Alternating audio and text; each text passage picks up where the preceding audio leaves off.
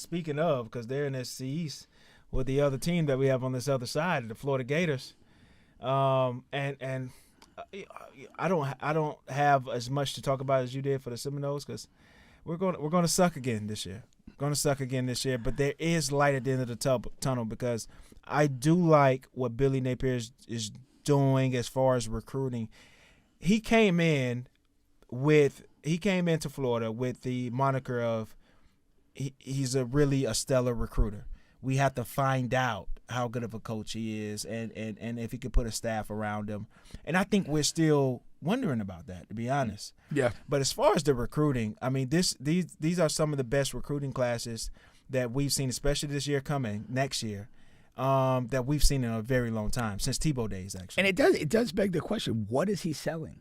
Yeah. Because it's not a lot to sell. There's not, I mean, ostensibly, but he's clearly selling something. Yeah. And they haven't had on-field success last year. They didn't have it the year before. No. There's not a great projection for this particular season. Not at but all. he is assembling this class. Yeah. And it's interesting to see. And they even had the NIL snafu with the quarterback. Yeah, exactly. And they've kind of overcome Bounced back that. from that. Yeah. So there is something going on there. And this was something that we had at Florida State for a couple years, though. Even when Willie got there, like he was engaged with some high-level recruits and stuff like that. But when the field performance wasn't there, a lot of those guys started to drop off and not commit or not be interested anymore. Right. So I do think that this is I mean, unless they're going out giving out golden blowjobs, this is a season where the on-field performance could have a big impact on keeping that class together. And if they go out and they really struggle, play bad football, guys have to look at that because every high-level guy thinks he's going to the NFL, and he wants to be showcased accordingly. And if you're playing a brand of football that's not that, and that's where Florida State was. We were playing a bad brand of football. Yeah. And guys couldn't go there thinking, hey, I'm going to, this is good. It's going to showcase me for the league. I'm going to show what I can do. Exactly.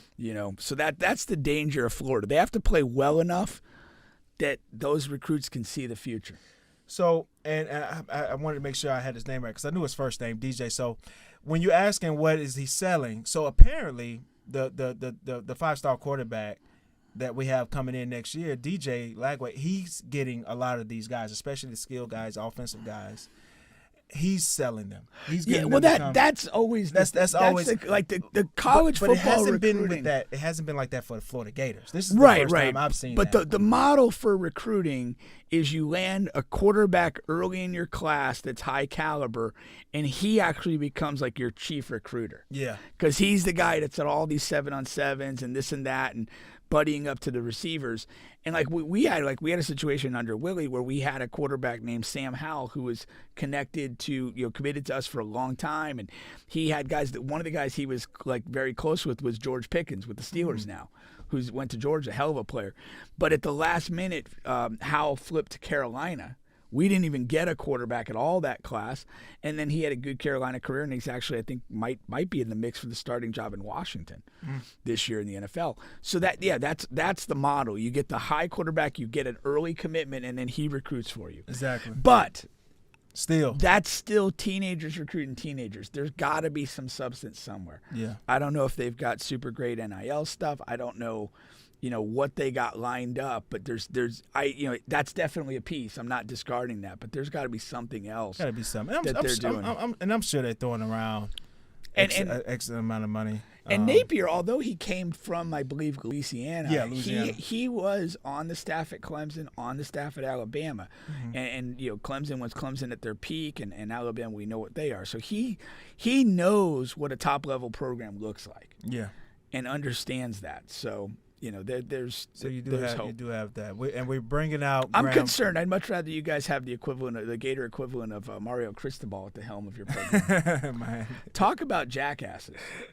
That guy reeks of incompetence. I think we could smell his incompetence here in Orlando. He does, though. He does. Even when he says something that's quoted, it sounds horrible. Yeah, it sounds just dumb. Sounds dumb, horrible, and just not believable. Yeah, doesn't. I don't know. I don't know how the players can get behind something like that. Yeah, that's a huge point. I don't know how you can follow a lack of credibility. Yeah. Like how? I mean, legitimately, it's a question. Like, how do you do that? If anybody knows out there, let me know. But because that's the one thing you have in coaching is like kind of an authenticity, and when you lose that, like you lose the players. Yeah.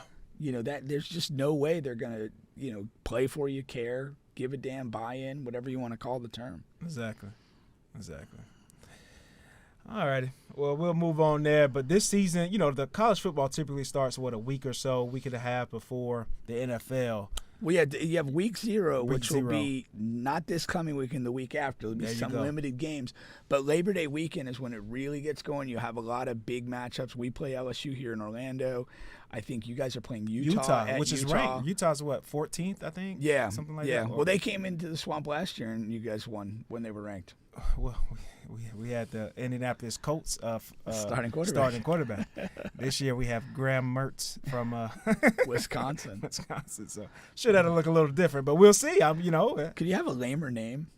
Yeah, I know, right? Nobody's fired up with Graham Mertz. No, man. No. I wonder how many of his teammates call him Graham Cracker. He is white.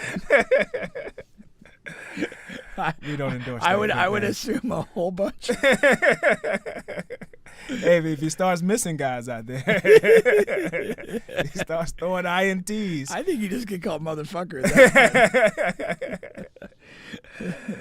We'll see, man. Did you? I sent you the Will Compton clip. Yeah. That's hilarious. I was talking about being the only white guy on the defense. Yeah.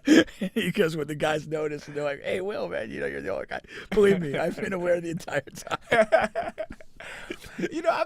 I talked trash about Anthony Richardson being drafted that high as far as because he's a guy who's going to be a project. And here you go. I'm thinking the Colts will let what's his name kind of float the season at least halfway. Who do they have there? I can't remember. Gardner Minshew.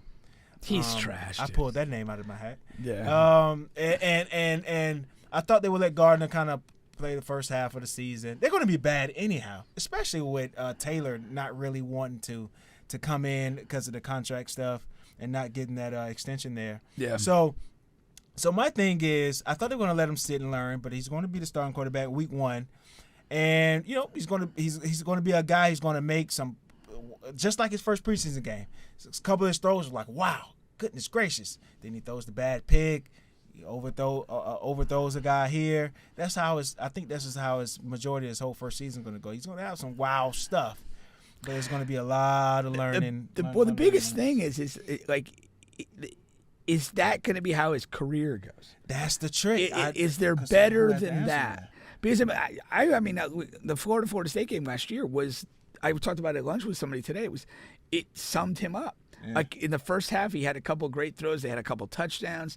They were up in the game, and then in the third quarter, he went a stretch where he did not have a completion in like 11 passes. Yeah. But it's a one-score game. The Gators got the ball.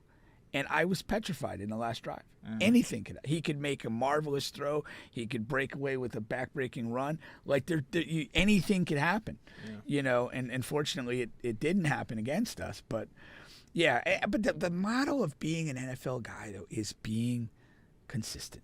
Yeah, being consistent at a high level. Yeah, and can he find that within himself to do? That'll define his NFL fortune. Yeah, because you have to consistently hit those routine throws, man. Yeah. I hear former quarterbacks talk about that so much, because they say pretty much any quarterback in the league can throw a 60, 70-yard bomb, but consistently hitting those 7-yard out routes is important because you make one mistake that is going 50 yards the other way. What's hugely telling is watching the Manning cast. Yeah. When a quarterback makes a bad throw, like there's just this they don't even talk about it much, but you can almost just feel this disgust through your TV. So, yeah.